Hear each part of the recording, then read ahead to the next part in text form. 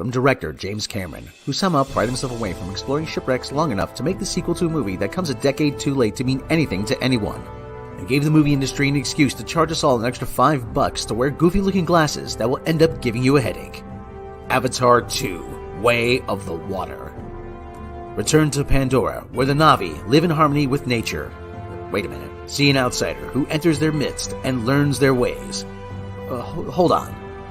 Then their society will be upended as the white man begins to migrate into their lands and exploit their ecosystem for resources.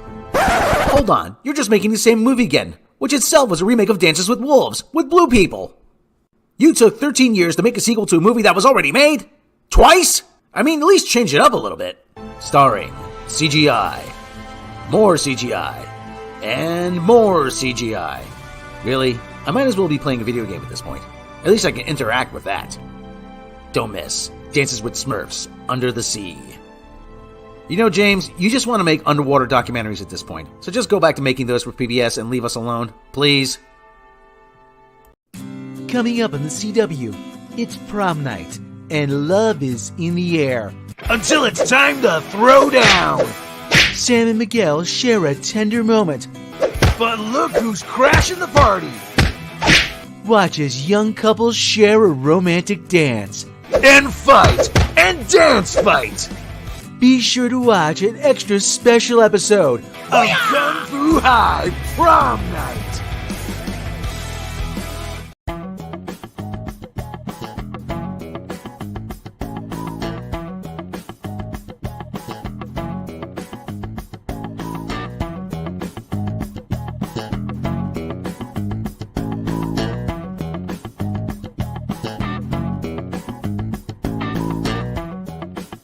Hey everybody, how much in the morning? And be sure. How much in the morning?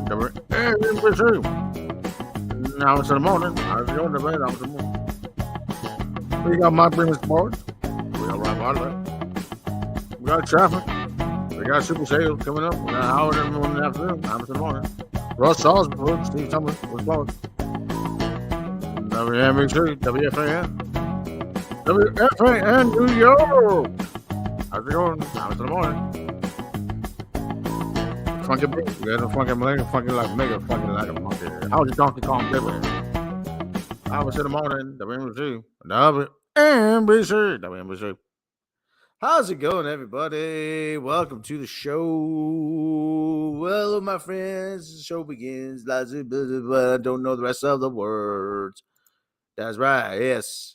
It is the Hollywood Civil War in full effect. That's right. You know who's really happy about it? This guy. This guy's really. This guy, he gets a boner every time he thinks of he hears the term Civil War. That's right, the Hollywood Civil War. Whoopsie. That's right. Whoopsie. Well, you're the one with the boner, buddy. Civil War. The Hollywood Civil War is in full effect. Huh? Hold on. Yeah, okay. Oh, that thing. Okay, yeah. Everyone, how's it going, everybody? So we got Civil War, Hollywood Civil War news. We got other news. What else we got news? I don't know what other news we got. We're kind of making. What is the headline to this thing say? What is my stream? What is my stream title? The Hollywood Civil War. What's the stream info tell me? I forgot. I plumb forgot. I fell asleep with a big lump of cat on me. Speaking of big lump of cat, where's the big lump of cat? Hollywood hates itself because the CEOs are billionaires and the actors can't make rent. Yes, and that is actually pretty accurate. You guys are so amazing. Right. That's right. You guys are amazing. Tim loves the Civil War. Let me tell you something. I am in this case. Listen, I am pro. Here's the thing.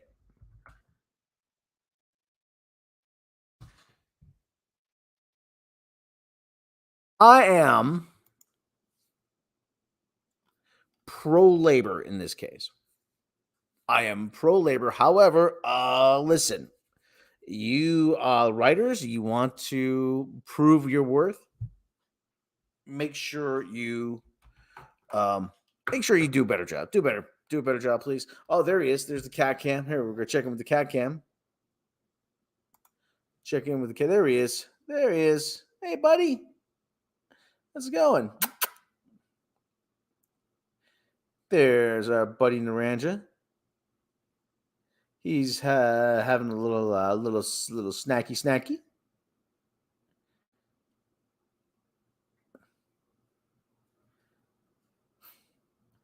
Exactly. You've got to do better, Senator.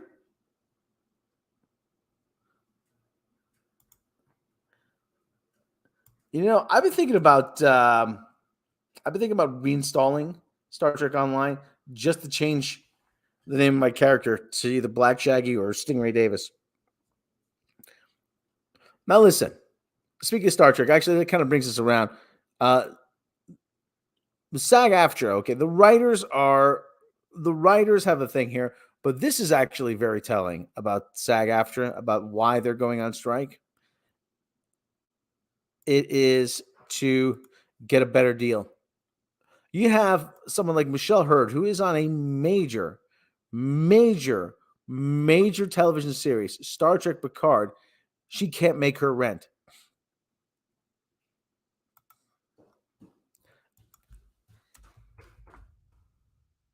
Imagine that. She cannot make her rent. And who's the other one? She could not afford health insurance. Anybody working retail. 90% of the fucking that reflects the state of affairs that the nation is in. Seriously, if you're Canadian and Morbid, you're Australian, God bless you, man. You got that provided by the government. Okay, but yeah, we're not so lucky here. We have. No,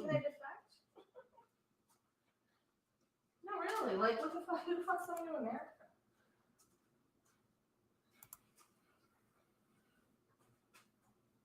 Like, to a country that has health care, is that a defectable thing? Go to Canada. No, really. Like, I think they have. No, I think. Listen. Lewis Black said he was in Ireland. They covered it for him. He got pneumonia. They covered it for him. They covered his hospital bills. So I mean, hey, you know, listen. If they're doing something better than we are, time to take a look at it, man. But this is a thing here. Now we got the Fran Drescher thing. Well, we'll get to her comments in a little bit. But this is actually very telling. We got actors, we got people. We always thought actors were rich. Well, the majority of them aren't rich, but I thought you could make a comfortable living as an actor once you got onto a television series or a film or a recurring part. Turns out Michelle Hurd isn't making jack. They used to report how they get millions an episode. Remember that? Drew Carey making that's the very top. Yeah, though. But you'd assume the rest of them are at least making $10,000 an episode. Well, there's the old saying, "A rising tide lifts all boats." Apparently, it doesn't. Star Trek Picard's Michelle Hurd says actresses like her can't make rent. Star Trek Picard's Michelle Hurd implied she and others can't make rent. For the first time in decades, the actors and writers unions have gone on strike at the same time, bringing a screeching halt to any productions remaining. Most movies shows shut down due to the writer strike going on, but any remaining production, like American Horror Story, has been shut down, and stars have finally followed the writers on the picket line. One of the biggest names in the early days of the writers' strike, Michelle Hurd of Star Trek Picard.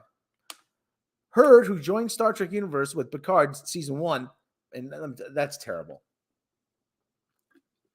I know she's only reading the line she's given, but Hurd, who joined Star Trek Universe with Picard season 1 and was the only original character from the first season carried over to the final season, recently spoke to reporters and the like while she and other actors were on the picket line. Posted by Variety, Hurd is telling those in attendance that most actresses and actresses, I've combined the two, actresses. Most actors and actresses don't make gobs of money. In fact, many journeyman actors live paycheck to paycheck, with Heard saying, "Who's that? What's her name? I don't know, but I've seen her in a bunch of stuff. We are the ones as well who aren't able to make our rent." Michelle Heard, Star Trek Picard, tries to bring attention to the strike. Heard represents just one of nearly 160,000 actors and actresses in the Actors Union, many of whom are seen in commercials as one-episode guest stars in television shows. Most of the talent doesn't make a lot of money compared to Tom Cruise or the Tom Cruises of the industry. And living in such an expensive state like California is only going to make expenses even more problematic. It's sad. It's a sad state of affairs we find ourselves in, with studio execs willing to wait out the writers allegedly until they went homeless. And if that sentiment is true, the acting guild will likely be frozen out. Excuse me. If that happens, there could be far more cancellations in the world of Star Trek beyond what we've already seen. So this is very telling, though.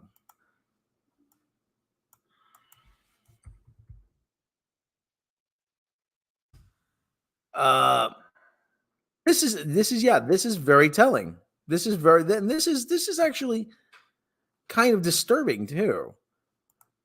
Yeah, and there's a reason why a lot of people.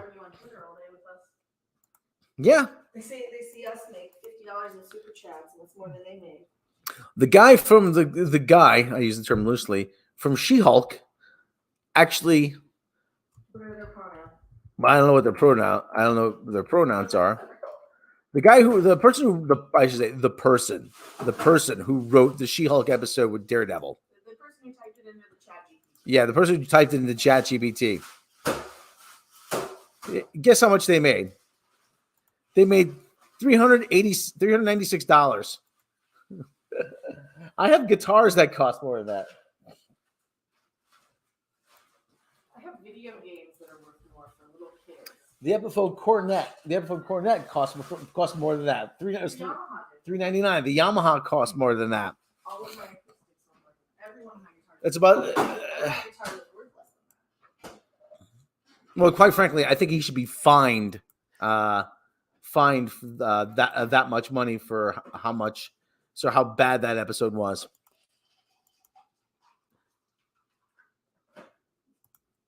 Learn to code. Well, they did, and they are. Yeah, it's utter trash. She got paid what it was worth. Yeah. Listen. Regardless, okay, but it's the idea that that's a show on streaming. What it's the major point of contention, and I was listening to the Script Doctor. Streaming has thrown a wrench into it. Essentially the terms have not changed of anything, even with the addition of streaming, and they want to. Listen to Michelle Heard. She broke that down actually really good. Listen to her talk. Michelle Heard? Yeah, I sent that to you on Twitter. Okay, we got a video. She actually breaks down how the streaming works. Yeah, how stream. We got a thing here. Yeah. All right, just a sec. Twitter so much, so. Okay.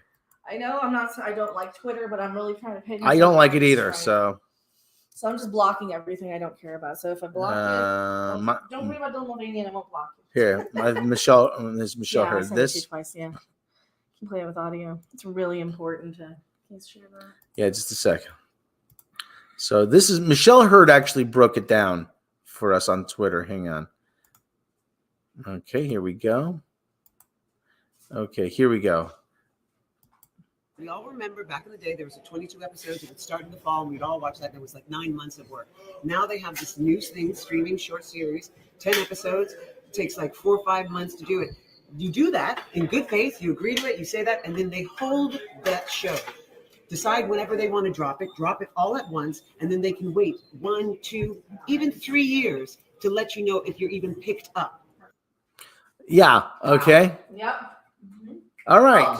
Told you they're doing shady shit. This is actually and this is what they want, and this is the kind of stuff here. I got my DMs open. This is the world we want, though. This is the world they want. They want an exploit. This is actually, listen, I'm not being an actor. Okay, listen, I know you do a lot of stuff getting up to that point, But this is highly exploitative now. Not even if the show's picked up, if you're going to be picked up on that show. That's painful. That's painful. All right, so there you go.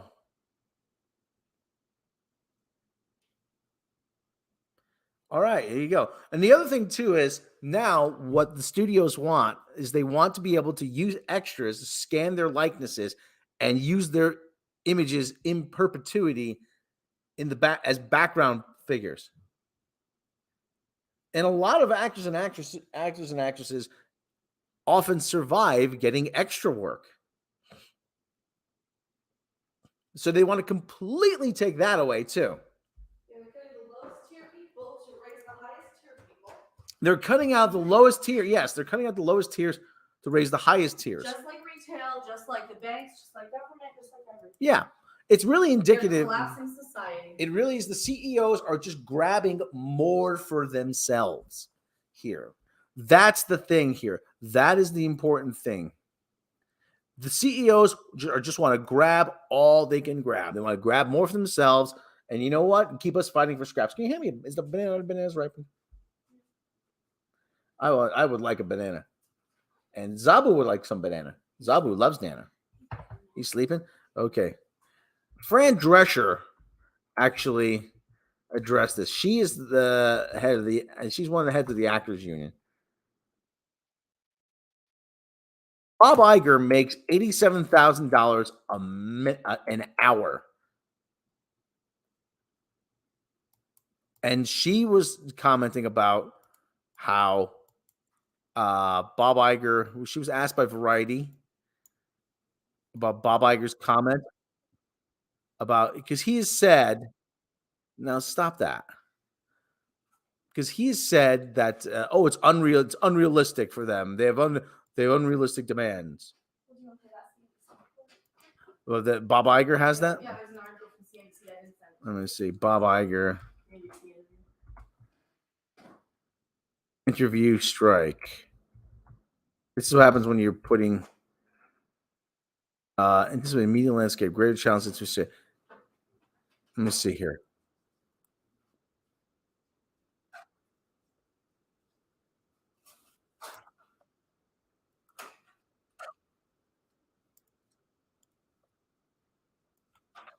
Let me see.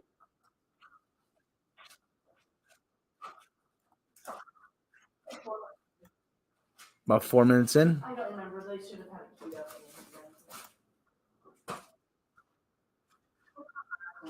Okay. Well, yeah. An article? Hold on. Article they usually have it queued up. If you look at it for it. Demands are unrealistic, he said. Just not realistic. Here we go. Salary's not realistic. Well, yeah, I mean, the guy, he makes $87,000 an hour. His salary's unrealistic. Somebody's gonna go find his house and steal it from him. The industry lives from people that chase unrealistic dreams and do everything for. Bob Iger says Hollywood union demands are just not realistic. It will have a very damaging effect on the whole business. How will they have an undamaging effect? You won't be able to buy that ivory back scratcher? No, listen, they're just looking like Mr. Burns here. This is. Don't get me wrong. You're making me take the side of a bunch of asshole actors. That's the problem here.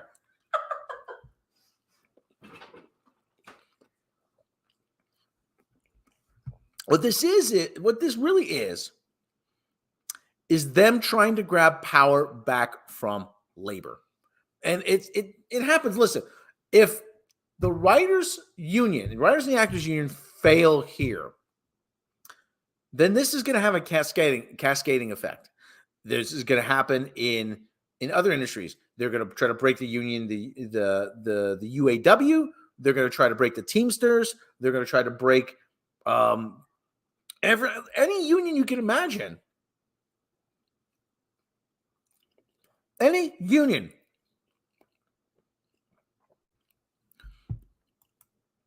This is going to, like I said, this is going to be a cascading effect. Yeah, I was listening to his channel actually.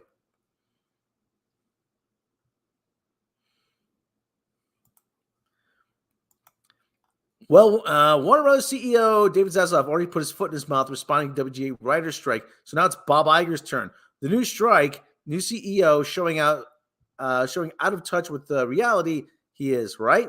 IndieWire reports that Disney CEO commented about the WGA strike while on CNBC's Squawk Box Thursday morning from the Allen and Company's Sun Valley conference. And Iger isn't happy about the past 2 months of union demands and its effects on the industry. It's very disturbing to me. Iger, about the ongoing WGA strike and the SAG AFTRA, new one started earlier today. We've talked about the disruptive forces on the business and all the challenges we're facing. The recovery from COVID, which is ongoing, it's not completely back. This is the worst time in the world to add to that disruption. Easy for Mr. Iger to say after he lands his private jet at Sun Valley. Basically, summer camp for execs, CEOs, billionaires to pal around with one another. So let's leave it to the reader to decide who's the better arbiter of reality here. The man who made $54 million the past 2 years after being retired for the 11 months prior to getting rehired, or the various workers striking in solidarity, desperate for a living wage. Well, Iger stressed his respect for the ongoing strikes. I understand any labor organization's desire to work on behalf of its members to get the most compensation and be compensated fairly based on the value that they deliver, he continued. We managed as an industry to negotiate a very good deal. I looked at the deal. No, it's not. No, it's not. No, it's an awful deal. It's an awful deal, and we're gonna boycott Hollywood until they fix it. I'm not paying for anything. I'm not gonna pay for him. I pay for anything anyway. I almost want to see Barbie in the theater though, just to get to negotiate a very good deal with the Directors Guild that reflects the value of the directors contribute to this great business. Well, directors are seen as management, though. We want to do the same with writers, and we'd like to do the same with the actors. There's a level of expectation they have that's just not realistic, and they are adding to the set of challenges that this business is already facing. That is, quite frankly, very, very disruptive.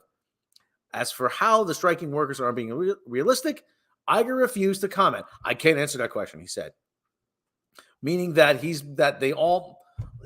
can actually make the case for collusion actually on their part. You can actually make the case. The NLRB can actually step in and say, you guys have colluded. Management and ownership has colluded to try and drive people's wages down.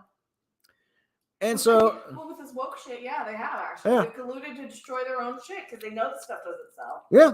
So yes, you can arrest Bob Iger for collusion. No, you won't arrest him, but you find him. You can order. They can come back to the table, or you could be fined. I can't answer like he said. Again, I respect the right and their desire to get as much as they possibly can in compensation for their people. Iger went on. I completely respect that.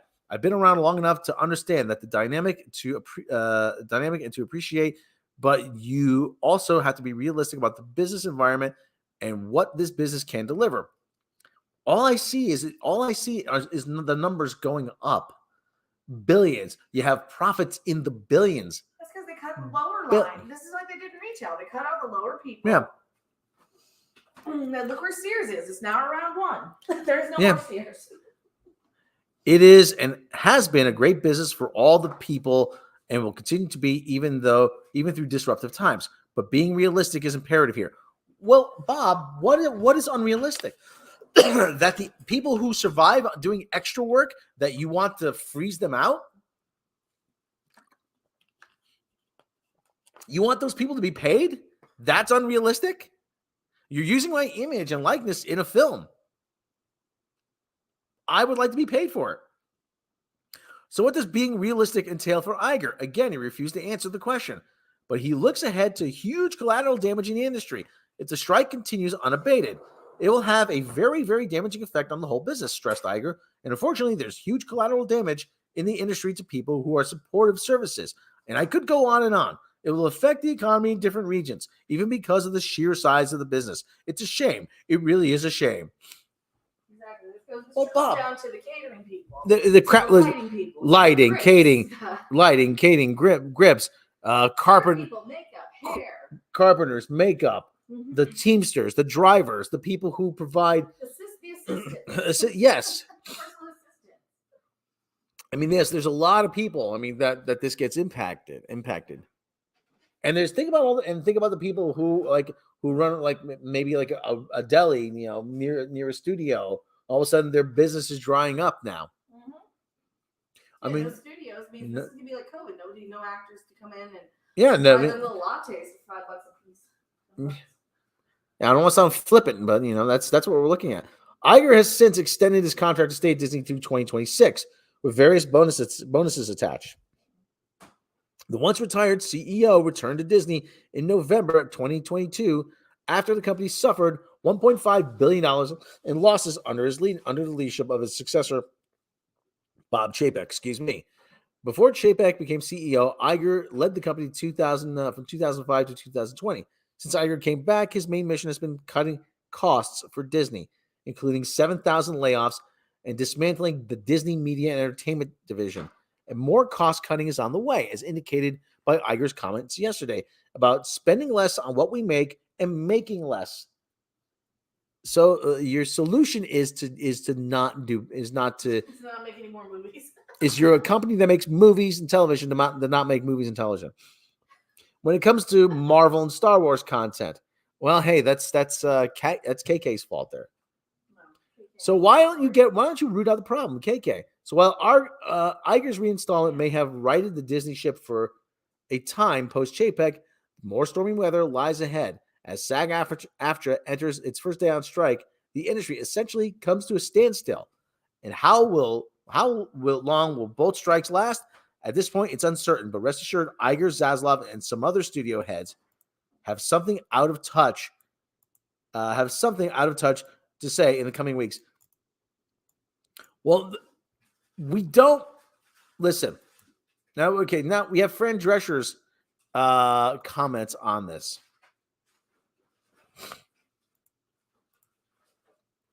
Okay, she's one of the heads of the thing here. What did you think about Bob Iger's comments yesterday? I found them terribly repugnant and out of touch, positively tone deaf. And, I don't think it served him well. If I were that company, I would lock him behind doors and never let him talk to anybody about this, because it's so obvious that he has no clue as to what is really happening on the ground with hardworking people that don't make anywhere near the salary that he's making. Bob Iger makes $87,000 per hour. Per hour. And he's talking about unrealistic demands. Seriously. Can I please just do what Bob Iger does for 1 hour? Please? Hey, yell at Bob Iger. What would you say to Bob Iger if I sent this to him on Twitter right now? Here, let me see. Bob Iger, I know I parody you, and I know you seem like a very humorous guy to poke fun at. But you know what? You make $87,000 per hour. Per hour. That is much more than a lot of hardworking people make in a year. I made $700 a month at Macy's, and I got an 11-cent raise 10 years ago. They haven't changed since. All right, you piece of shit. You fucking people in Hollywood, man. Now, I'll go later. You go, yeah. 7 figures, 8 figures. It's like, this is crazy money that they make, and they don't care. They're like land barons of a medieval time. That's actually true.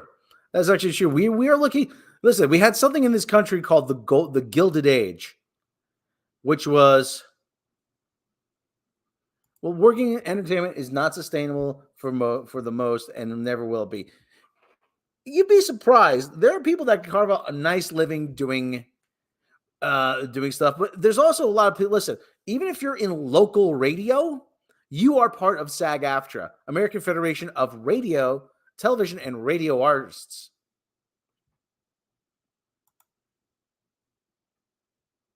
I mean, so it's a rather large union. Your local weatherman is part of SAG AFTRA. Your local newsman, the people that the play-by-play announcers for the local sports teams, your news writers, your news copywriters are part of the Writers Guild.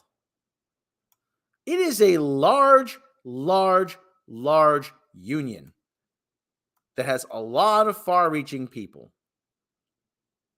$87,000 per hour, bullshit, per day maybe.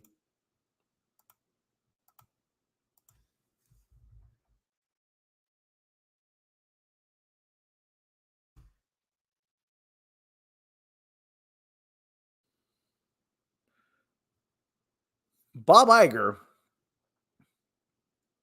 Yeah, Bob Iger earns 1,000 times as much. Yeah, this is. I mean, Bob Iger is actually part of a problem that we have in this country. That CEOs make far more than the average employee.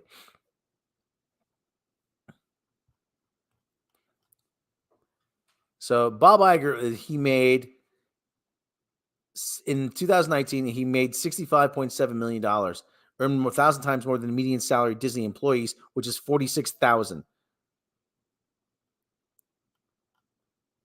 So James Quincy, I'm like, let's take a look. Coca-Cola, CEO annual pay, $16 million, 1,000 times more than a typical employee. Median annual employee pay, $16,000. Annual corporate profit, $6.5 billion. $6.5 billion. Kevin R. Johnson, Starbucks, $13 million. 1,049 times the typical employee. Annual corporate profit, $4.5 billion. Michelle Gass, Kohl's, $12 million, 0.3. Median annual salary employee, $11,000. Yeah, what's rent in Vegas? $24,000, or That's this is a huge. Your employee makes $11,000. Your rent. I'm gonna get on my soapbox actually, but this is indicative of a huge problem here we have in America. Annual corporate profit, $801 million. Yum Brands, CEO pay, $14 million. Annual corporate profit, $1.5 billion. Median salary employee, $11,000. Barbara Rentler, Ross Stores, $12 million, 0.3. Median annual employee pay, $10,000. Annual corporate profit, $1.6 billion. Gerald Evans, Hanes Brands, Hanes T-shirts, $8.8 million. So you can't tell me these people work 1,000 times more harder than the typical employee. You can't tell me that. Annual corporate profit, $13.1 billion. David Zaslav, $129.5 million. Median annual employee pay, Warner Brothers. Okay, people are doing a little bit better. Warner Brothers, $85,000. Annual corporate profit. What kind of employees, though? Are they the 5 people that work at Warner Brothers in the office? Probably. Yeah, that's just that. How does that help anybody? Brian Nickel, Chipotle Mexican Grill, $33.6 million. 2,438 times typical employee. Median annual employee salary, $13,000. Annual corporate profit, $176 million. Kevin P. Clark. We got James Hope. This guy's got bad teeth. Align Technology, Inc. He's taking some of that money. He's making him go see a dentist, get a cleaning. Inan Kreese, Mattel. Well, actually, Mattel lost money. Arthur Peck, The Gap, $28.8 million. Fuck all these people. Seriously, fuck these guys. Fuck these people. Tax them into the poorhouse.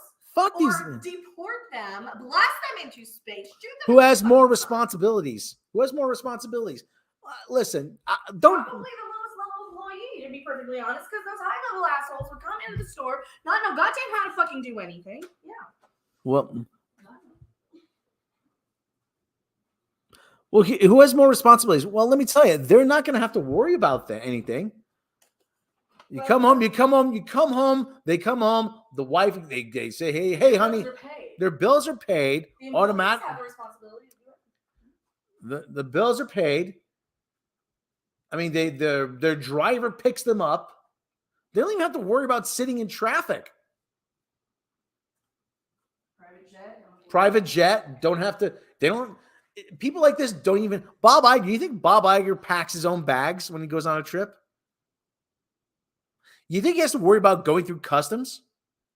No, plane picks him up and drops him off wherever on the tarmac. Limo picks him up. These people are completely insulated from society. He doesn't have to make a choice. Can you do it? Yeah, he doesn't have to make a choice between tampons and dinner. Can you do it? Can you do it? Hey, let me tell you, I'll give it a try. Fuck it. Yes, What is so? I can. I guarantee I can. They will never give me the shot though. I'll do it if they let me. They will never let me. Granted, now if I fail, then you can kill me. Granted, now Bob Iger. Listen. Regardless of what you want to think of him, Michael Moore did this thing a number of years ago, where can the CEOs of major corporations do what? Undercover boss. Yeah, undercover boss is another example. No, they can't. No, they can't. But he actually challenged. Give me a number, any number. How much is, in your opinion, the gap between the CEO and the average Joe? Well, it's not 2,000 times. It's not 2,000 times, really. It is not 2,000. They are not worth 2,000 times more than the average employee, the typical employee. We are seeing. This is the second Gilded Age. And like I said, Michael Moore did this a number of years ago when he had his show TV Nation. He challenged the CEOs of different corporations to do things that their company did.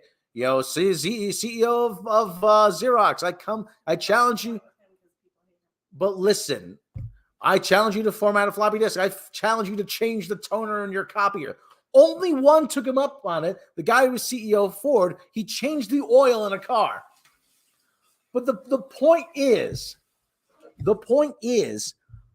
really, how much are we gonna tolerate? How much are we gonna tolerate? And the only thing they ever do is grab more. They just grab more for themselves. They just keep grabbing more and more for themselves. That's all that happens. And if they break the union here, again, other CEOs are going to break unions in other industries. You know, when was this country the most prosperous in America? In the 1950s, when labor participation was the highest. When union participation was the highest, rather. You could be making and when millionaires were taxed at 90%. There was so much. This country was awash in money in the 50s. Yeah, and what happened? They're shifting it to make everybody mad at groomers and gay people. Yes. To say, oh no, don't focus on us for our money. Don't focus on all this rich people. It's like what George Carlin said. They keep us fighting so they can run off to the bank with all the money. They'll divide us on any grounds: race, religion, sexual orientation, income.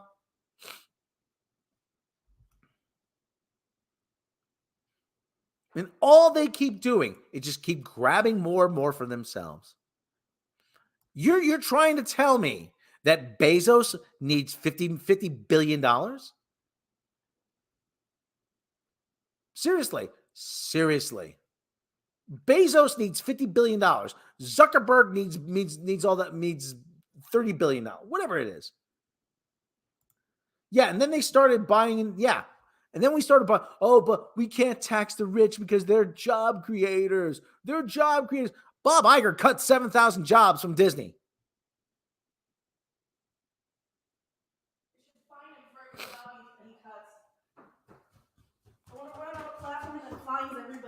If anyone who finds. If we had a just and fair tax system, then you know what? He would be penalized for cutting jobs. The entire human civilization is a Ponzi scheme. Do you even know what a Ponzi scheme is? No. Do you even know what a Ponzi scheme is? The fact, this. You don't have to mute him, right? You don't even know what a Ponzi scheme is. Ponzi scheme. The term was coined after a man named Charles Ponzi.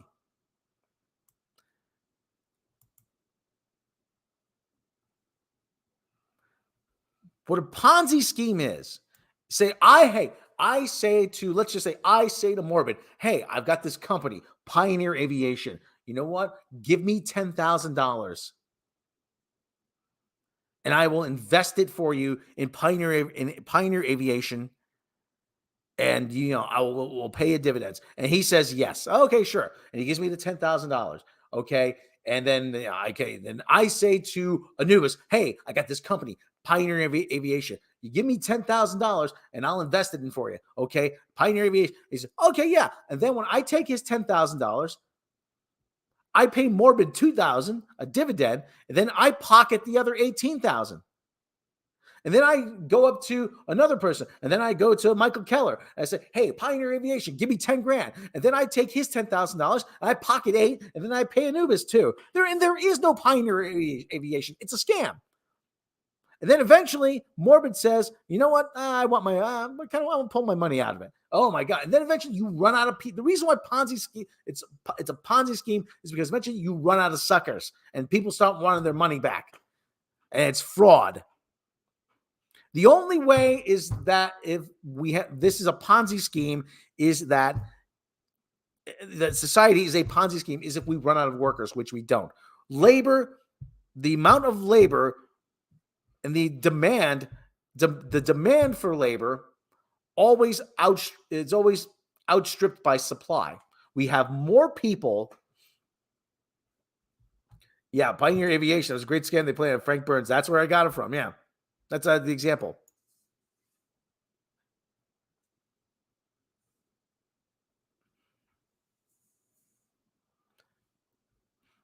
But we are living in the second Gilded Age. We really are. And the fact that there's people out there saying, don't tax the rich. Leave it, let the private sector do it. It's this all. I'm getting very Pollyanna here. I'm getting very preachy. But this all goes back to Ronald Reagan. When he started trickle down. What you're describing is the social contract. What you're describing is the social contract. The social contract says, hey, we all buy into this system that provides for us, and everybody contributes their skills and time or money into this system. That is what's known as the social contract. The bitter irony is under Trump, the rich people demanded a rich tax. There was a guy named Rutger Bregman. Well, the rich are taxing demanding taxes in Europe. The rich should say, hey, we're not paying it. We're not the rich. Here's the thing I always say about the wealthy and people like Bob Iger. Well, it's my money. I earned it. Oh yeah. Let me ask you a question. Your company, does it use public water? Does it use roads? Does it use the power grids that we built? Does it use any number of services that were paid for before you? And the only word I want to hear out of your mouth is yes.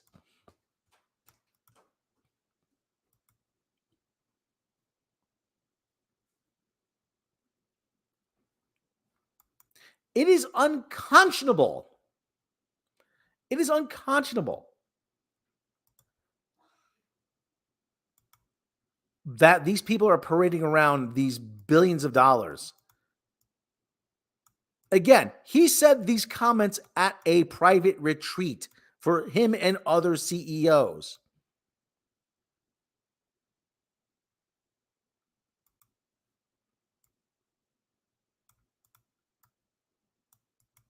Let me take a look here.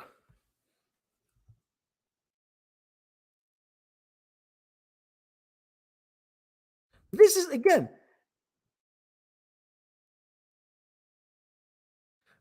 this is just indicative of what's going on all over the country. It's every job. You go to Taco Bell, there's nobody to take your order. You go. All they do is grab. They find a way to cut costs. They have kiosks in Taco Bell and in McDonald's. They have, and they want the same for writers now. They want to turn writing into AI. They want to use AI to write scripts, and then they want to turn it into gig work. They want to bring writers in to punch up the scripts, essentially on a contract, on an independent contractor basis, and then they want to turn it into gig work. And of course they want to turn it into gig work because that's what they do. That's what they do. They are going to grab more for themselves. And they will take all that money they spent on writers and extras and other services, and they're going to put it in their pockets. Buy themselves more ivory back scratchers.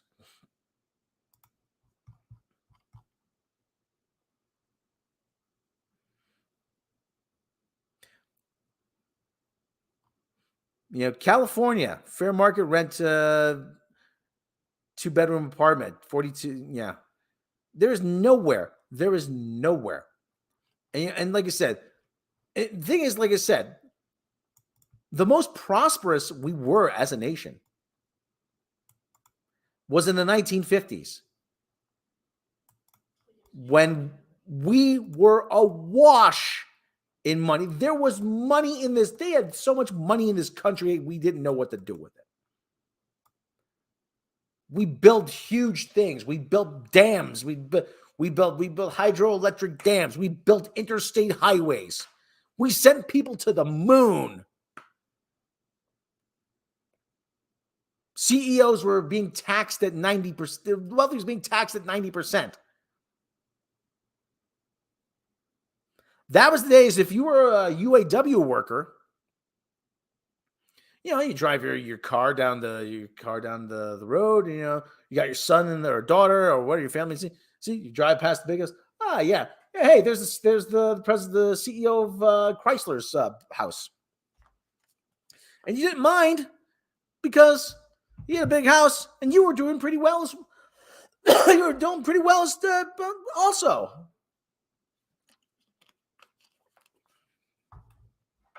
But this is just unsustainable. This is unsustainable. And this is just indicative. This is just a high profile case. This is what they're doing. They will use AI for writing because it is possible technically. It's possible. However, it only regurgitates what's already out there. The dams were built in the 30s under water pollution. Yes, under FDR. We built all kinds of stuff in the 50s. The New Deal just prolonged the crisis. It was WW2 that solved it. Making everybody lose something. That's how you just restart the system. Well, we need a second New Deal. We need a second New Deal. We need a second New Deal in this country. You know what FDR said during for the New Deal? He needed money for these big infrastructure projects. Didn't have it. He needed money to build Tennessee Mountain. Didn't have it. He needed money for jobs programs. Didn't have it. So he went to the billionaire class. He went to the very wealthy. He said, "You are going to give me this money in the form of taxes, and you're going to be happy about it, because you know why? Because I'm going to let you keep most of it. The communists you see over there, they're going to take it all. And they gave it to him gladly. And we put this money back, and we put the nation back to work. We started putting the nation back to work that way.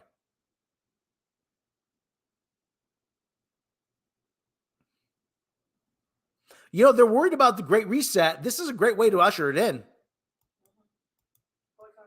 You know, this is really a great way. You know, the CEOs, for all the people worried about the Great Reset, hey, let me tell you, these CEOs and these the pitchforks are coming, man.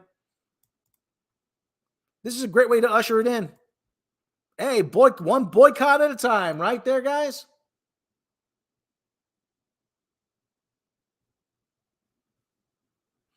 You guys want to boycott? Hey, not you guys specifically, not my listeners. But you want to boycott Bud Light and start laying people off, putting them out of work? Hey. And then you want to break the union? Break all unions, man? CEOs taking more for themselves? Having people live in squalor?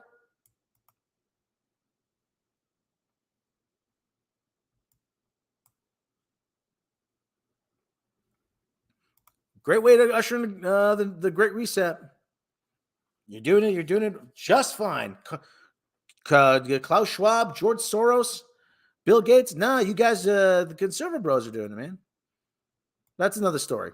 All right, so there you go. Actually, they've gotten together. The CEOs of the studios have gotten together and saying they quite literally want to bankrupt the writers and the actors to force them back to the table so that they can take a bad deal. That is what they want. They want to bankrupt them. Yeah, once we bankrupt them,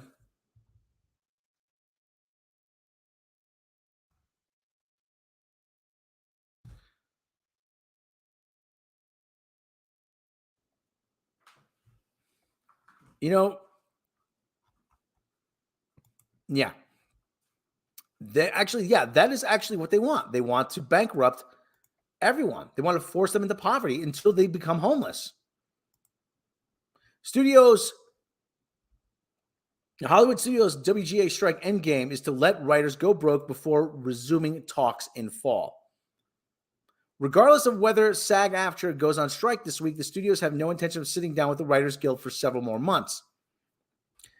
I think we're in for a long strike, and they're going to let it bleed out, said one industry veteran intimate with the POV point of view of studio CEOs.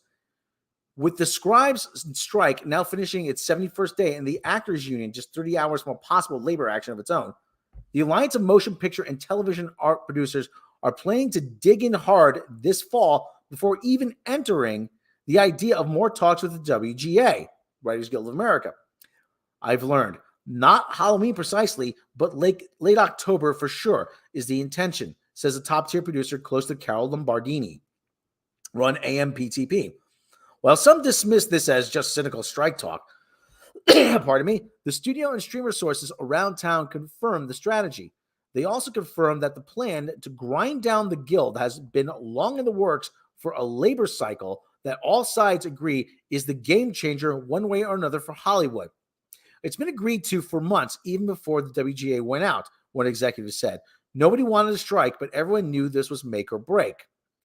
Receiving positive feedback from Wall Street since the WGA went on strike May 2nd, Warner Bros. Discovery, Apple, Netflix, Amazon, Disney, Paramount, and others have become determined to break the WGA, as one studio exec blatantly put it. To do so, the studios and the AMPTP believe that by October, most writers will be running out of money after 5 months on the picket line and no work. The end game is to allow things to drag on until union members start losing their apartments and losing their homes. A studio executive told Deadline, acknowledging the cold as ice approach. Several other sources reiterated the statement. One insider called it a cruel but necessary evil. What makes you think they won't do that to the rest of us? What makes you think that no other CEO, if you work for Bank of America, if you work for if you work for whatever, Microsoft, if you work for YouTube, if you even YouTube, what's to stop YouTube from withholding payments to people? Actually, YouTubers have the biggest case to form a union, become part of SAG AFTRA. This is your deal. You're going to take it. You don't like it? Tough shit. What makes you think that's essentially what they're saying? Oh yeah, you want to go broke? You want to starve? Go right ahead. What is the stop? What is the stop? What is the stop General Motors from doing this? The studios and streamers next think financially strapped writers would go to the WGA leadership and demand they restart talks before what could be a very cold Christmas. In that context, studios and streamers feel they would be in a position to dictate most of the terms of any possible deal. The severe method comes out of the Guild's successful battle with the agencies in 2021 over dismantling the lucrative practice of packaging. WGA picked off one agency after another until the final holdout, WME, backed down, a tactic seen as a warning sign by many in the studio streamers' C-suites. Convinced that giving in, as another insider put it, to the writers will result in every contract cycle from the WGA to IATSE to the Teamsters and more ending in a strike, the AMPTP is aiming for the bottom line. Publicly, the AMPTP are refuting the so-called October surprise. Bullshit. They're full of shit. These anonymous people are not speaking on behalf of the AMPTP or member companies who are committed to reaching a deal and getting our industry back to work. He spoke to, well, you know what? Why explain Bob Iger's comments, though? Since the WGA called for its first strike in 15 years in early May, there have been no discussions between the AMPTP and the Guild, despite persistent public Guild offers to meet. Sources close to the AMPTP insist there's been no direct offer from the WGE leadership to resume talks.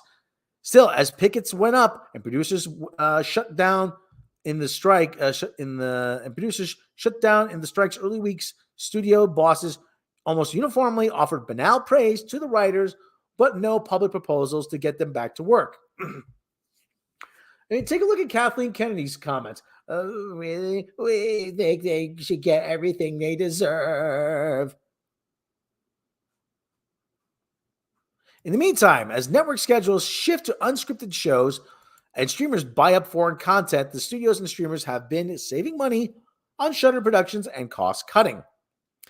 On a parallel track, reinforcing the AMPTP's divide and conquer approach, negotiations with the Directors Guild late May proved a success, with ratification coming last month. Even if the 160,000 member SAG AFTRA joins WGA on the picket lines, the studios hope to get the actors back to the negotiating table in a few weeks. A new SAG AFTRA deal would not see production restart, but it could allow actors to promote projects already set for release.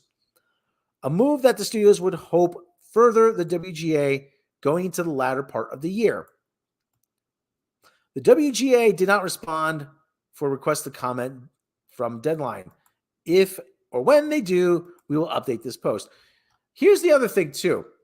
The Great Resignation, you know what that was about? That was about people, workers, not wanting to take shit wages to do shit work.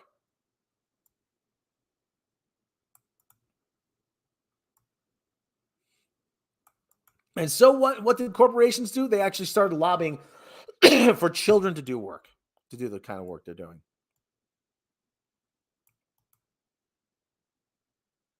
They'll go back to child stars. There's that joke about Alfalfa being an orphan owned by the studio from The Simpsons. Yeah, they'll do that again.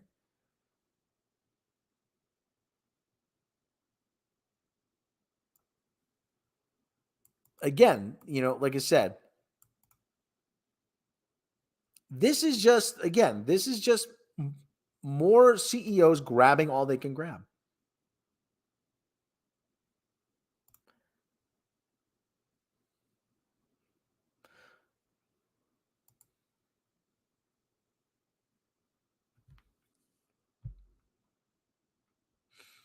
These are not socialist ideas. Well, you know what? It's the conservatives that are ushering it in, unbeknownst to them.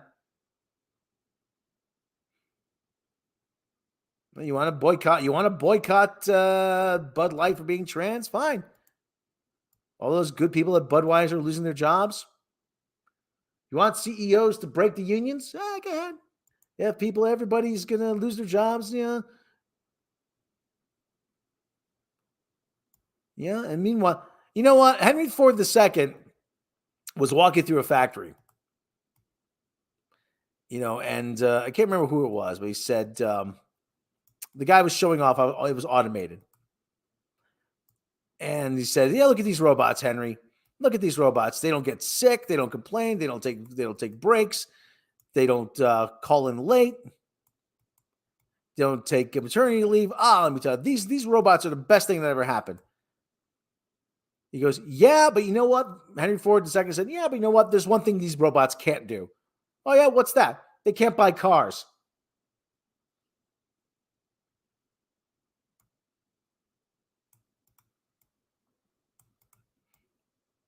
They need labor. They need us more than they need. If I were the head of the Screen Actors Guild and the Writers Guild, I would dare. I'd say, "Listen, I dare you to use AI. I fucking dare you. Go right ahead. Yeah, go ahead. See what it can do, because you're gonna see how fast it all falls apart." You want to watch a bunch of bland AI scripts? Go right ahead. You want a bunch of reality television? Go ahead.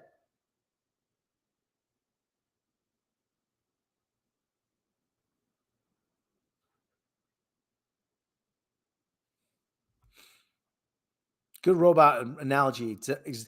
Until they need us more. Well, you know what? They get rich because of us, not despite us. All that stuff in Atlas Shrugged, that's a fantasy. That is a fantasy. I'm going to have a beer. We got a beer break here. That's a brouhaha. Gonna pour myself a beer. Gonna pour my one bourbon, one scotch, one beer. Hopefully I got a couple more left before tonight. Won't have myself a beer. Got myself some brouhaha. Yeah, that's right. I'm gonna have some brouhaha. I can't drink this on camera, but I can pour it on camera. Can I? Yeah. Let's get some of this beery goodness here. Hey, check, huh? You got other stuff happening? I got what? Alien stuff. There's alien stuff happening. Just check this out. Here we go. Look at that. That's what I call me a pour. Michael Keller. Take a look. There you go. Red Stripe. It's beer. Hooray, beer. Now we're going to dim the camera. 3, 2, 1.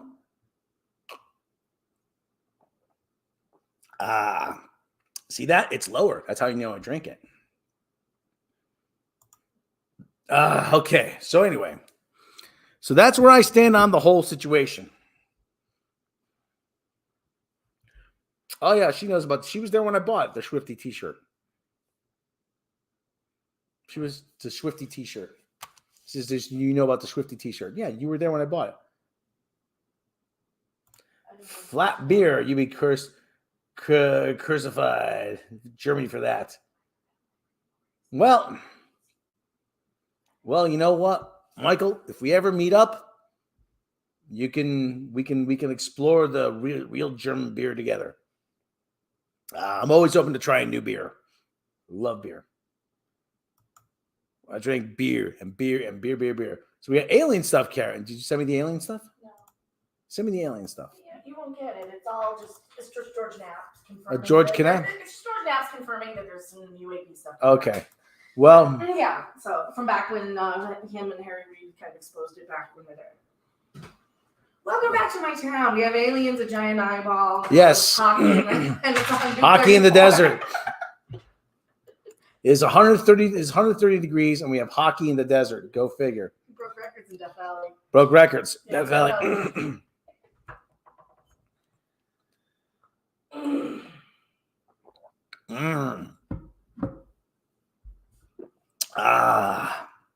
All right. Now, let's actually head. Let's check out some animal news. Animal news. Animal news. Animal news. And but no sad animal news. We want no sad animal news. We want happy animal news because we like happy endings. Oh, this is actually, yeah, here we go. This is a fun story. Oh, look at him. Oh, look at him. He's cool. Look at this guy. Animal news. So, yeah, let's go on some animal news. Let's go animal news. Animal news. Wanted surfboard stealing sea otter making waves in California. And we have video. Look at them. Here he goes. He stole his surfboard. Hey, this is my surfboard. Mine. And look, there he goes. He's stealing another one. There he goes. He's chewing on it. No, don't chew on it. It's like Zabu. Don't chew on it. No chew. Don't chew. No chew on surfboard, you silly otter. Female who's been stalking surfers in this area for months. It was a cute encounter at first, which turned aggressive real quick. Rogue otter bites and steals surfboard in California. Santa Cruz, California. Wildlife officials were trying to capture a wayward sea otter Thursday that has been wrestling surfboards away from surfers and aggressively approaching the kayakers off the coast of Santa Cruz, California. The 5-year-old female otter has shown aggression towards people for several weeks and poses a public safety risk, the U.S. Fish and Wildlife Service said in a statement. The video and photographs shared on social media show the marine mammal getting on top of different surfboards on at least one occasion, biting and tearing chunks off the board and aggressively approaching surfers. Well, obviously they have no fear of man. A team of wildlife experts with the California Department of Fish and Wildlife and the nearby Monterey Bay Aquarium were working to capture and rehome the animal, the service said. While there have been no confirmed reports of injury, due to the highly unusual behavior of this otter, kayakers, surfers, and others are recreating in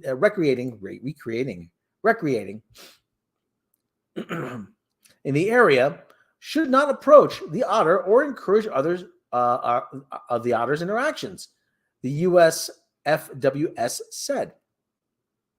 Federal wildlife officials said the otter's behavior is highly unusual and the exact cause for such behavior is unknown. Once captured, the otter will be evaluated by aquarium vets. Aggressive behavior in female sea otters may be associated with hormonal surges or due to being fed by humans, federal officials said. That's possible.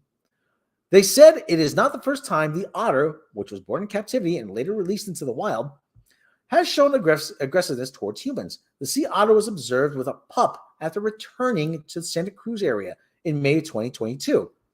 And 4 months later, exhibited similar aggressive behavior. In September, a team of California wildlife officials and Monterey Bay Aquarium staff successfully hazed the otter, preventing further incidents through the winter, the USFW said.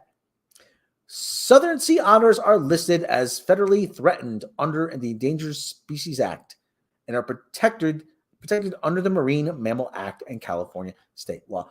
Threatened means they're not quite endangered, but they are, but we want to protect them.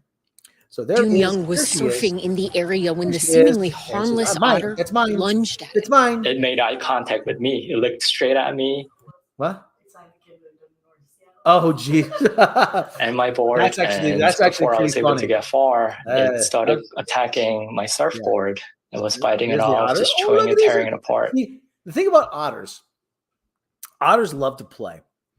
If an otter finds a slide, something like a part of the hill, like a slide, it'll just go up and down that part of the hill and slide down in the water oh, gee whiz, sorry. I didn't hit it in time. Okay. Like I said, an otter will go up and down the hill and slide down for 6 hours just because they love it. So there he goes. Parts of his board torn to shreds. Oh, look at that. But was Otter 841 born to be wild? Sea otters in their domain, in the ocean, they are top predators in their environment. While experts from Monterey Bay Aquarium say this confrontational behavior is abnormal for the species. That's so cool. I said, it is an otter. This otter's mother also has a checkered past. Her, if what kind of Otter von Bismarck? There you go. Mom was rescued and rehabilitated and re-released by the aquarium. Monterey Bay. And then her mom had Monterey Bay Aquarium doing good work. So,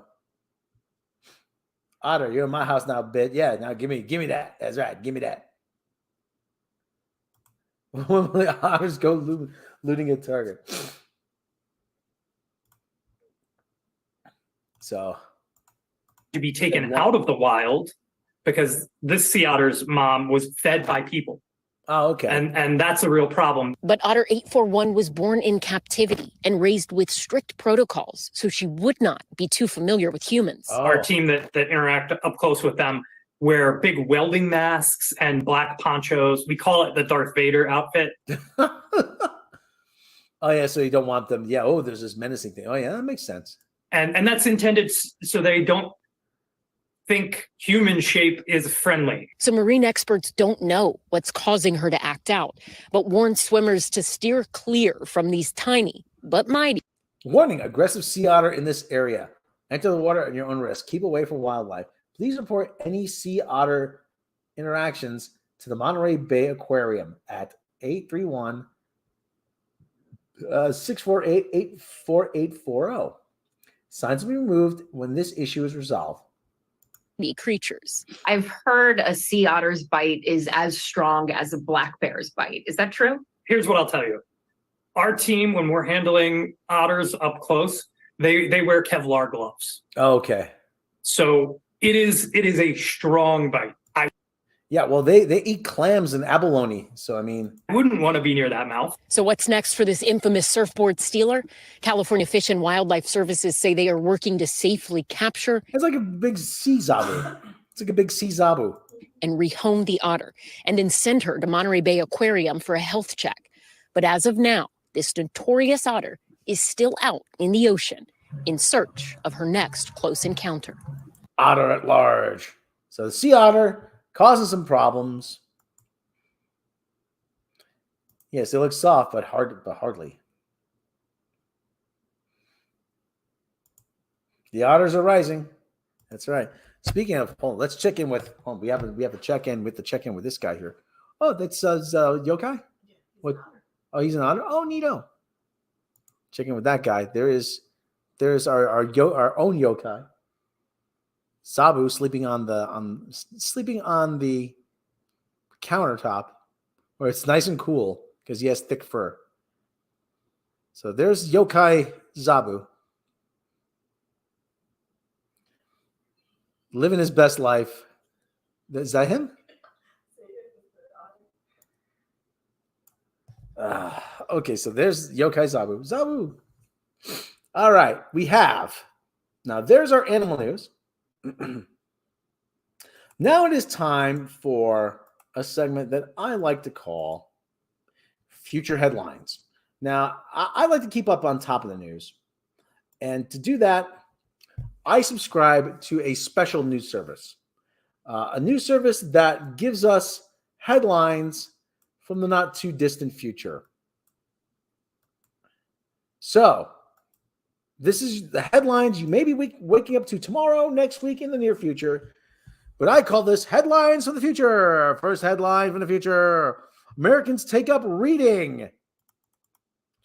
Due to the SAG AFTRA strike, now in its 5th year, Americans have taken up the bygone pastime of reading. When asked about the literary threat, Disney CEO Bob Iger said, "We're losing people to a bunch of dead trees? This is impossible, I tell you."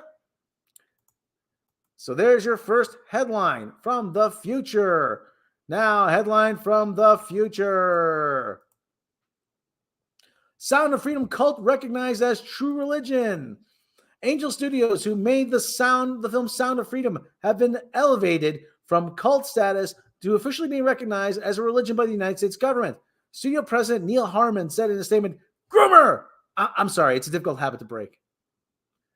And there we go. There's our second headline from the future. And now, another. This week, our final headline from the future. Gigantic headless eyeball torments Las Vegas. The MSG Sphere in Las Vegas, Nevada, which has now permanently taken on the form of an enormous, creepily staring eyeball, has been causing distress among tourists and residents alike. The eye, which stares into the sky, doesn't blink and follows people around. When asked about the eye and its impact on the city, MSG CEO James Dolan said, "Eyeball? Do I look like I care about a gigantic eyeball? I have a basketball team to ruin here." So there are your headlines from the future. It's the Eye of Sauron. That is literally the Eye of Sauron.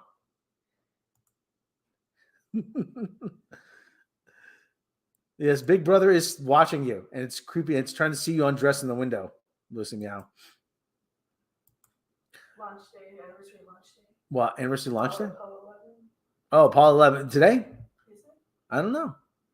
July 16th? July 16th, the anniversary of the the anniversary of the Apollo. I think it was June. Anniversary of the Apollo launch. They are watching you, everyone. That is our headlines from the future. You know what? Did I talk about the Sound of Freedom last week, or did I talk about? No, because we just watched it. We just watched it. Yeah, we watched it. Oh, can let me just talk really quick before I forget about this Sound of Freedom movie.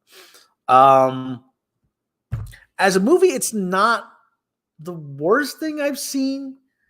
It does look rather cheaply shot. It is paced well. I'll give him that much.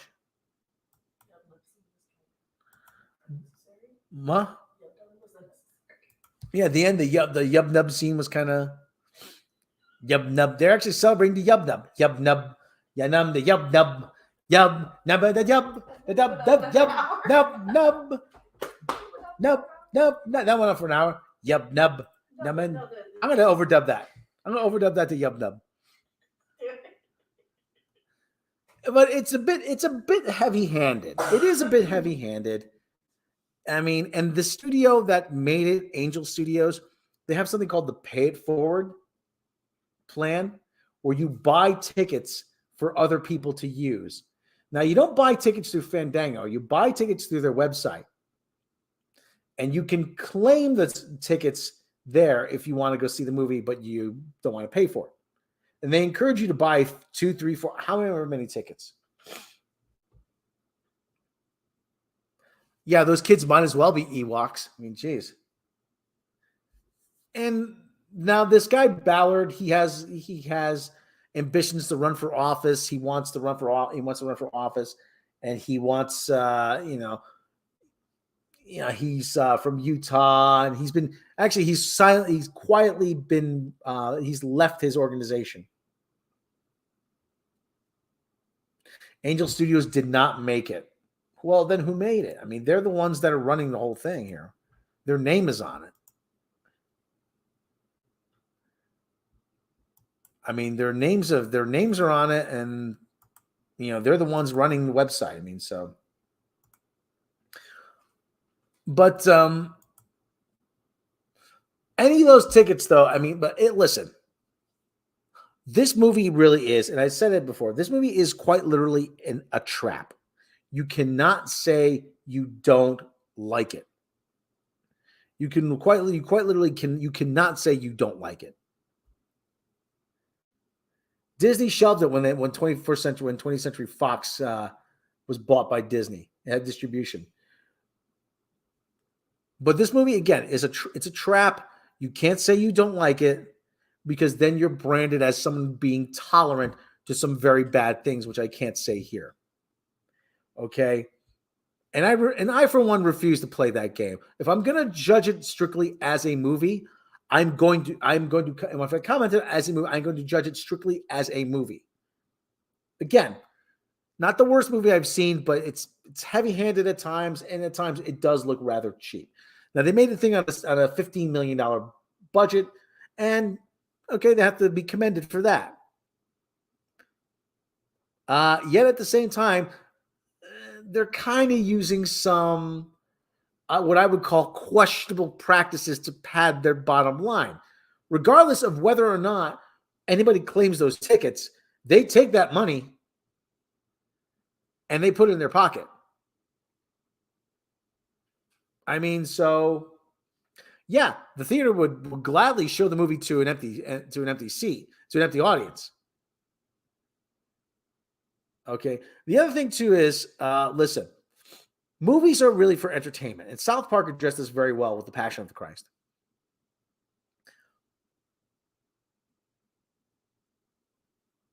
When Stan and Kenny went to go get their money back from Mel Gibson, and they went to the box office, hey, we want our money back. And he goes, what? No, you want your money back? Why do you want your money back? We saw Passion of the Christ. We didn't like it. We want our money back. And he goes, that guy died for you. Like, no, that guy's an actor. We go to movies to be entertained, not to be preached to. If I want to be preached to, I go to church. Well, here's why not. Because you have a lot of people that are lobbying these accusations at others who don't like this film, who are saying that the purpose of the movie is not to be is not as a piece of entertainment or art or entertainment for entertainment's sake. It is to inform people about a very serious problem. Now, I agree that a movie can be informative. However, you are still charging money for people to go into a theater to see this. If you wanted to strictly to be informative, I don't see why Angel Studios or Tim Ballard or whomever could purchase a domain, soundoffreedom.org, .com, .net, or whatever it is, put the film, the entire film, up on that website, and then, Why don't we do it? Yeah. Because there's copyrights involved. Well, yeah, but it's a message movie. They don't care. It's a message movie. If it's a message movie, then we'll get. Well, then we go to court and Yeah. call them out on it. Yeah. Call them out on it. Yeah. Yeah, seriously. Do it. I'll do it. No, the movie is not very good because it's not very good. And I told you why. It's heavy-handed. It looks rather cheaply made. It's not very well acted. It very heavily comes down, exploits many of the stereotypes that we see about many people engaged in these things. And it just comes across as being very kind of haphazardly written. And again, the separate issue of what is the purpose of this film. If it's to inform, then as many people claim it is, then purchase a domain, put the movie up on it, have people be able to watch it for free, and then run ads in the side banners. And there are people that are claiming, well, they don't want us to see this movie. The air conditioner broke down at AMC theaters. The air conditioner broke. They don't want to see this. If they didn't want you to see the movie, they wouldn't carry it. Being uncomfortable. Indiana Jones is not culture art because it's not free. No, that's not what I'm saying.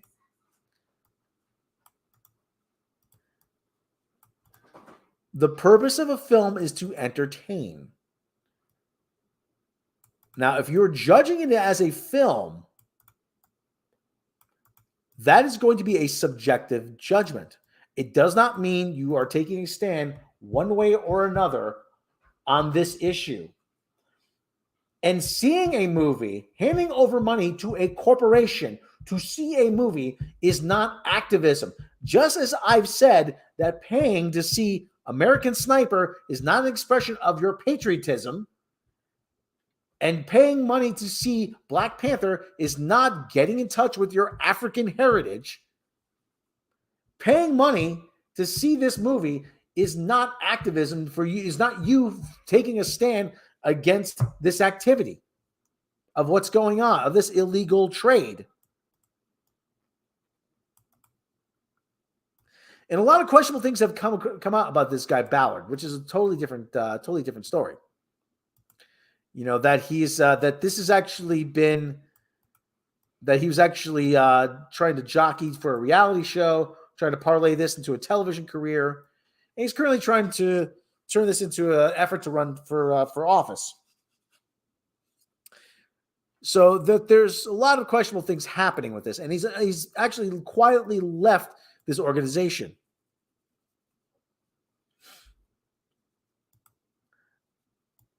But strictly as a work of art or as a piece of entertainment, I found it be shortcoming. Have its shortcomings. If you like it, great. Yeah, this is something that you enjoy watching, then fine.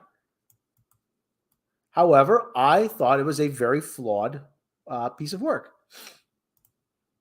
I see this movie, nothing more, nothing else. Well, I wish more people saw it like that.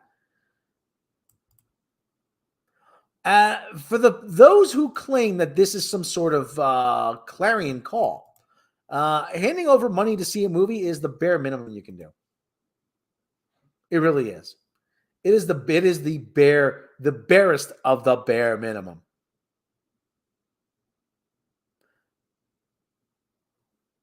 So okay, so that is all I'm going to say. As that is correct. Some could do it better than others. So that is all I'm going to say about this film. Personally, I did not enjoy it. If you find enjoyment in it, that is terrific. However, I will. Yeah, that's my opinion. Like I said, your mileage may vary. Okay, we are coming up on 1 hour, 30 minutes. Long show today. Long show. I'd like to thank everyone. For showing up today. Everybody, we had a good discussion. We had a good show. I enjoy these more discussive shows. Gets me going. I like that. I like you people, and you never hold anything against me. It's never personal. It's never personal. That's why I was like, hey, listen, just remember, it's never personal. What? Yes, I will be doing. Yes, and tomorrow I did it last week. I will be doing open mic at the Stakeout in Las Vegas, over on Charleston. If you're in the neighborhood, stop by, say hello, buy me a beer, because I like free beer. Who doesn't like free beer? And tonight I will probably be doing game night. If everyone likes to see game night, I've been doing Grand Theft Auto. Now, listen, should I plunk down the $20 for Undisputed, the boxing game? Would you like to see Black Shaggy beat the tar out of people? Would you like that? A guy with a gigantic afro and a boxing game beating up other guys? Should I grab that? Should I grab that? Would that be a worthwhile investment? Would you like to see the new boxing game, Undisputed? Would you like to see that? Yes, Morbid says boxing Black Shaggy. Oh! Let me get the hat. I gotta show this off. Hold on. There's a hockey team. Hockey Rob actually made a purchase. Actually, here we go. There's a minor league team just down the road, and Hockey Rob and the camera's pointed to the ceiling. Hockey Rob made a purchase. So this hat, this is the Henderson Horsey Heads. Yeah, that's what she calls them. The Henderson, well, if I could get it on camera, the Henderson Silver Knights, and the cats already put their hair on it. As you can see, it says Henderson. Home means Henderson. So there's a sharp looking hat. So straighten it out. Henderson Silver Knights from Zephyr. Home means Henderson. There you go. Oh, Anubis said he's sorry missed Mecca stream about Super Blood Hockey. Oh, you could be. Yes. So there you go. There's it's even got the tag inside of it. Henderson Silver Horsey Kids. So there you go. They got a really nice 6,000 seat arena there. Check out Zabu. Zabu's still living his best life over there. On a messy counter. All right, everyone. Thank you, everyone, for joining me. Everyone. I want you to have a good rest of your day. Good rest. Good good day, good evening. Have a good night. Have a good tomorrow. Everyone, have a good evening. You doing a stream later? Mecca might be doing a stream later. Hockey Rob will probably have another video coming soon over on the Hockey Rob channel. Everyone. Yes, there's a guy for, what was his name? What's his name? Yeah, okay. Twitter. The guy from Prague or somewhere? He's Russian. The guy from the Seattle Kraken that the Seattle Kraken took. I think so, yeah. I've signed Edouard Saleh. No, this is not him. He was one of ours, though. I don't know. Oh, I think this is one of the guys we were watching, though. Yeah. They signed one on him. 3 years, 950,000. Okay. So they were probably there watching him. Those were probably the guys watching I think this is the guy. This guy had no idea where Seattle was when he drafted him. Never heard of them. Is he Swedish? Maybe Swiss. I think he's Swiss. So yeah, this guy had no idea where Seattle was, which was actually pretty funny. We'll have to go back and rewatch the draft, but rewatch that segment at least where they picked new signing. Oh, let me see if I can find it. Hold on. Seattle Kraken first round pick. He was she's right winger 2023. Hold on. Going a little longer than I anticipated, but Seattle Kraken. It's this guy here. Hold on. Let me. Not this guy's phones.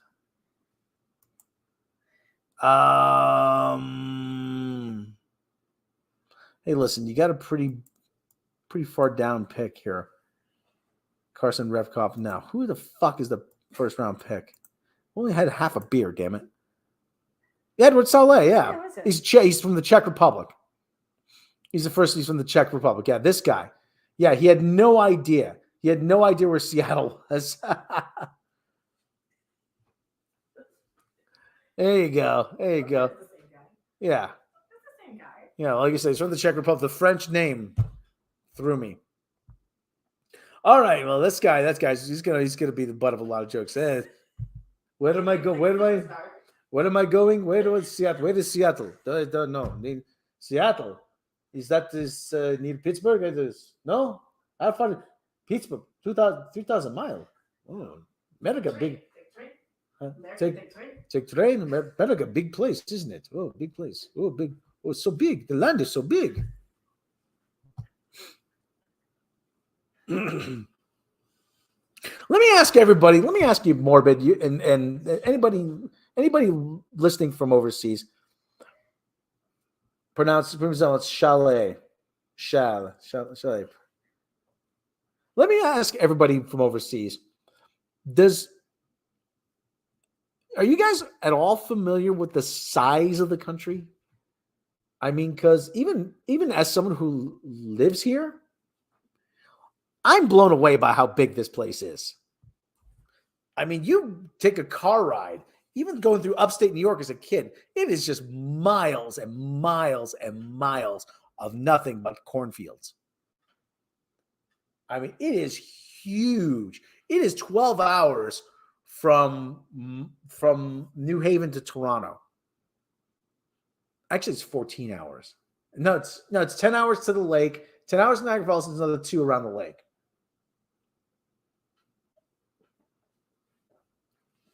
Vaguely, but not really sure. It's about 3,000 miles coast to coast.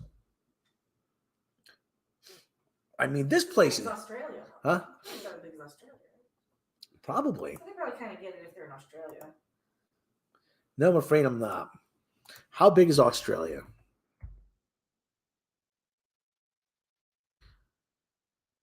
How big is Australia compared to the U.S.? Australia is only slightly smaller than the United States. Okay, so we're about as big as Australia, Morbid. It was roughly 6 hours from coast. So yeah, but it's about the same size. Yeah, well, We don't learn geography, unfortunately. And that's not a country. That's not a subject they teach a lot in school. In America, at least. The other thing, too, is in Europe, the countries kind of happen fast.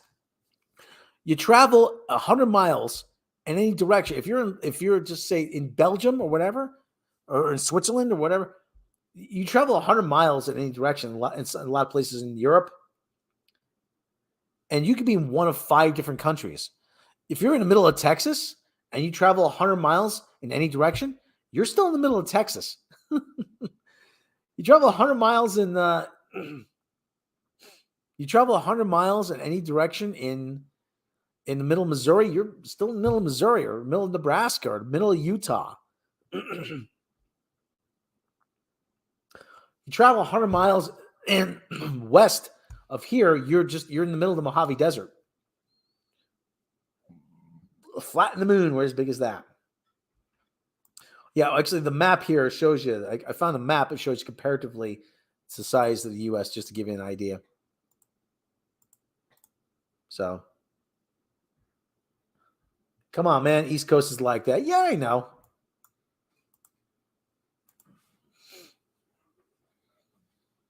So, roughly, that's Australia compared to the United States. I have to familiarize myself with it because I'm going to rule it one day. I'm the future ruler of Australia.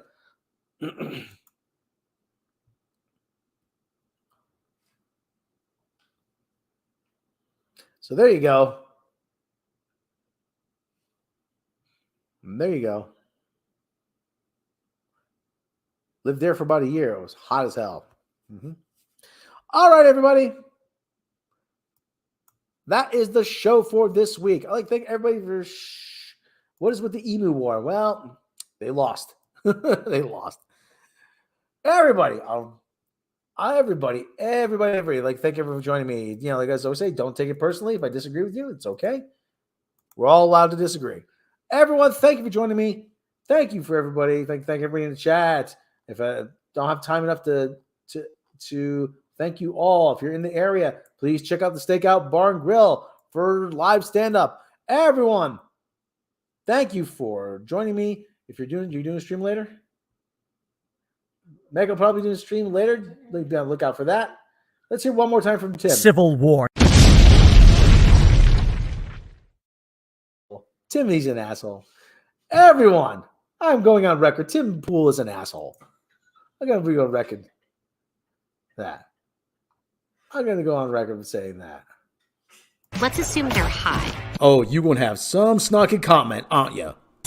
Yeah, it's code for adults who still watch cartoons. Black Shaker gonna kill your bitch ass. Everybody, thank you for joining me. We will catch you next time.